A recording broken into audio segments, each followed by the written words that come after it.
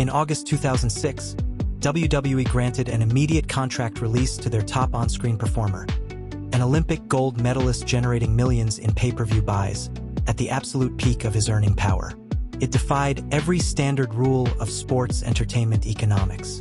Normally, when an athlete drives quarter-hour rating spikes and sells out arenas worldwide, corporate management locks them down with multi-year golden handcuffs. Instead, Vince McMahon signed a release paper and let his primary draw walk right out the front door. Look, I'm no financial advisor. I just read public SEC filings and corporate transcripts, and the financial paper trail reveals something far colder than simple creative differences. The public assumed this was just a tragic story of personal burnout or executive friction. But when you look past the kayfabe and study the underlying mechanics of live event economics, a terrifying equation emerges. Every single night, a solitary performer sits in a rented sedan outside a Midwest airport at 2 in the morning, swallowing handfuls of painkillers just to ensure their body moves for tomorrow's call time. That performer wasn't failing the system. The system was systematically harvesting them for immediate quarterly yield. But to understand why WWE accepted this massive asset loss, we have to look at how their core revenue engine was actually built.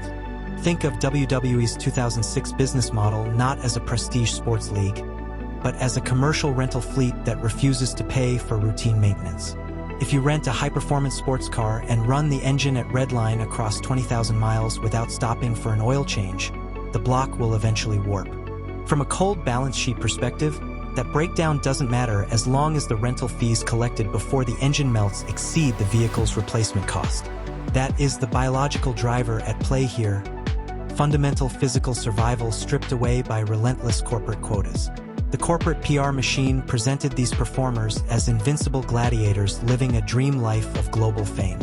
But the underlying unit economics told a completely different story.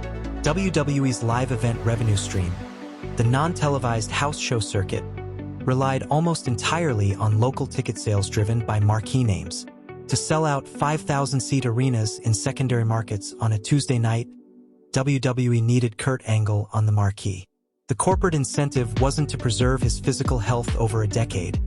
It was to extract maximum short-term ticket yield right now. Now, some market analysts argue that talent chose the schedule voluntarily for high-performance bonuses.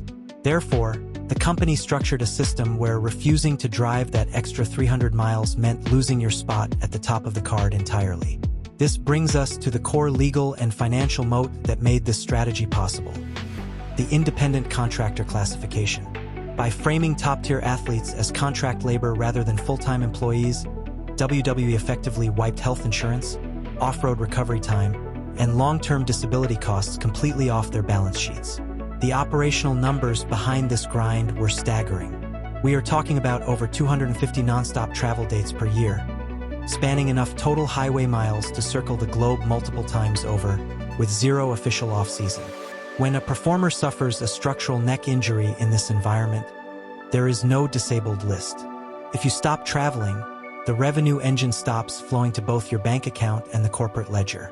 For Kurt Angle, this meant performing with severe nerve damage, fractured vertebrae, and torn muscles, all while carrying the financial weight of an entire brand on his shoulders. The mathematical trade-off was simple for corporate strategists. A top star's body is a rapidly depreciating physical asset. If you can extract 3 years of peak house show gates before the worker physically breaks, that is a calculated, highly profitable transaction. The friction only occurs when the asset becomes so compromised that the liability of an on-camera failure outweighs the next quarter's ticket sales. Bring this back to a regular Sunday evening. You buy a ticket, sit in the third row, and cheer as your favorite athlete executes a flawless movement inside the ring. To you, it is a thrilling display of human perfection and high-stakes drama. But behind the curtain, that performer is calculating whether their body can survive the 4-hour late-night drive to the next arena before their alarm goes off at 6 a.m. The public believed Kurt Angle's 2006 departure was an unexpected personal collapse, a talent who simply couldn't handle the pressure. The reality is that his release was the logical, mathematical conclusion of a corporate machine designed to run human assets past their breaking point for short-term profit. The system didn't break down in 2006. It operated exactly as it was built to, And until the fundamental incentives of live event economics change, the human cost will always be written directly into the contract.